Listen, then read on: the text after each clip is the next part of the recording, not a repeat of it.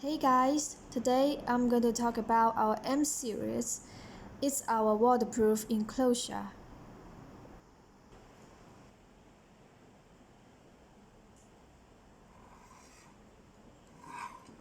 You can see that there are 4 screws and a wall mount tool at one end.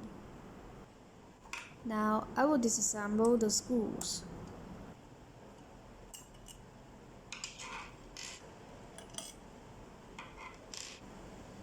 It's clear that the wall mount tool also fixed by screws.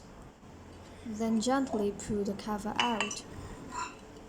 There is a sealing ring on the cover, and the disassemble on one side is complete. Let's take a look at some details. Screw holes are separated from the inside for better waterproof. And PCB slots inside the case. Here is all that is used in the case. Then see you next time.